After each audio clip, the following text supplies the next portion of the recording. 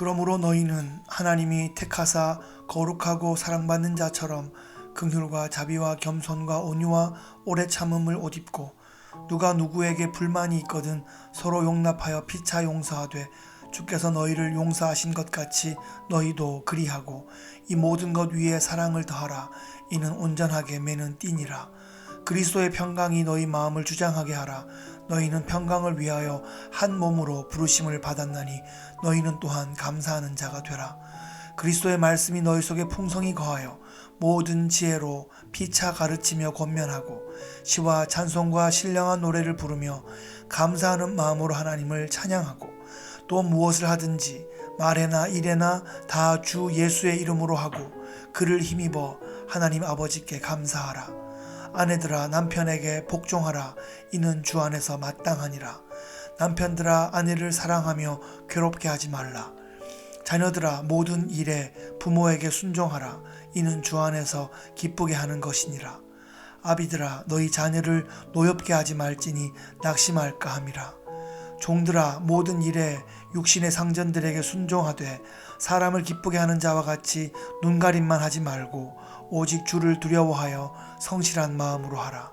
무슨 일을 하든지 마음을 다하여 주께 하듯 하고 사람에게 하듯 하지 말라. 이는 기업의 상을 주께 받을 줄 아나니 너희는 주 그리스도를 섬기느니라. 불의를 행하는 자는 불의의 보응을 받으리니 주는 사람을 외모로 취하심이 없느니라. 상전들아 의와 공평을 종들에게 베풀지니 너희에게도 하늘에 상전이 계심을 알지어다. 골로새 교회에게 전한 바울의 가르침을 우리의 삶 가운데 그대로 적용해 볼 수 있습니다.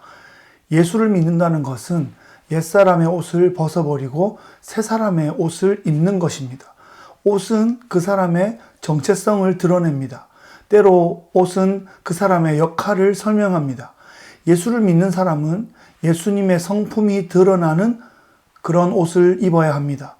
보여주기 위해 꾸민다는 그런 의미가 아니라 자연스럽게 그렇게 보여지는 것입니다.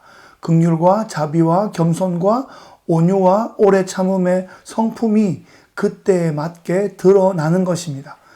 관계 속에 어려움이 있을 때 서로 용서하고 피차에 용납하는 것입니다.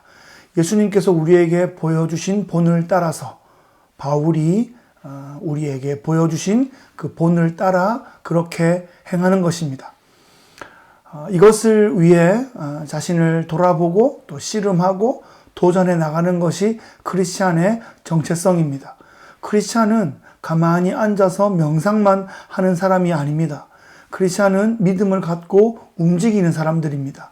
행함이 없으면 크리스찬이 아닙니다. 예수님이 생각만 하고 계셨다고 한다면 우리는 결단코 구원받지 못했을 것입니다. 사랑은 움직이는 것입니다. 새 사람의 옷은 사랑의 옷입니다.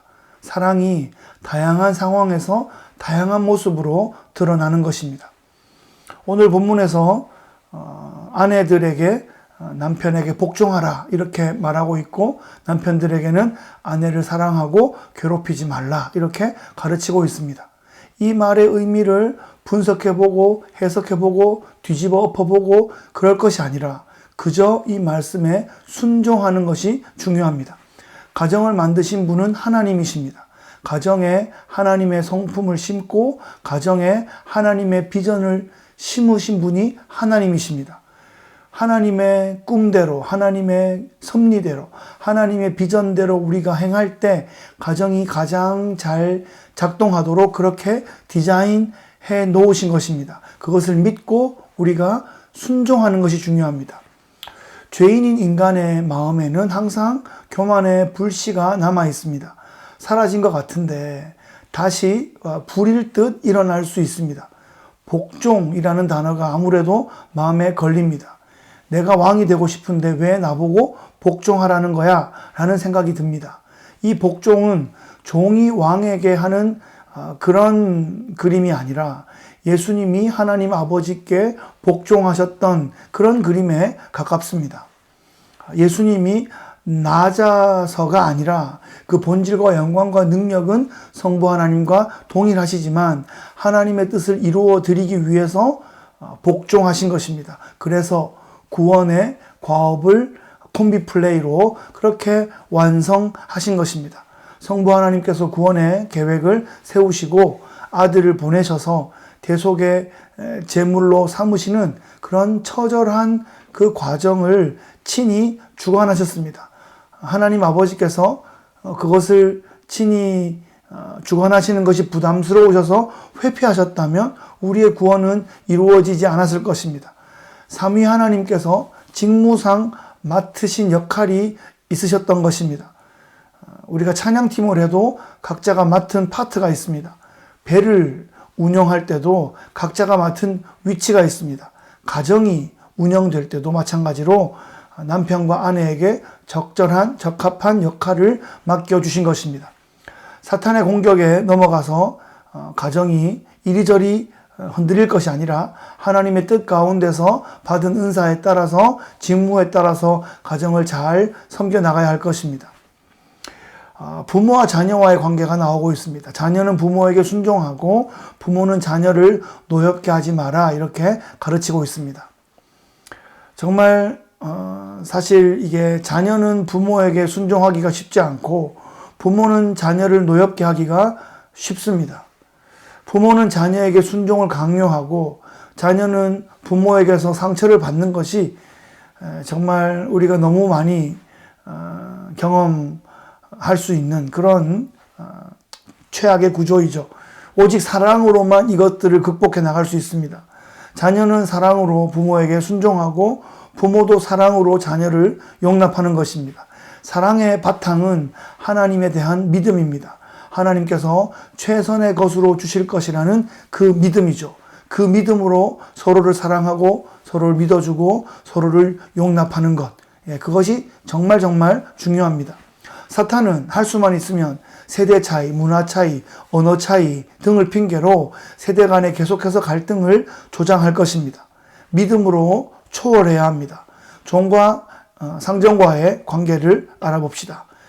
로마 시대에는 이 종과 상전과의 관계가 사회의 모든 그런 관계의 근간이었습니다. 우리나라만 해도 조선시대까지만 해도 그랬고 현대 사회에서도 사실 상하관계 속에서 일을 하게 되는 경우가 많습니다. 그런 관계 자체가 문제가 아닙니다. 그래서 그런 관계 자체를 다 뒤집어 엎자 하는 것이 성경적인 그런 디렉션이 아닙니다. 그런 관계 속에서 가장 선한 영향력을 발휘할 수 있는 방식으로 행동하라 하는 것이 성경의 가르침입니다. 모든 것은 때가 있는 것이고 그 때에 맞춰서 하나님의 섭리가 벌어졌던 것이죠. 우리는 우리의 시대에 나의 위치에서 내가 할 수 있는 것을 해야 하는 것입니다.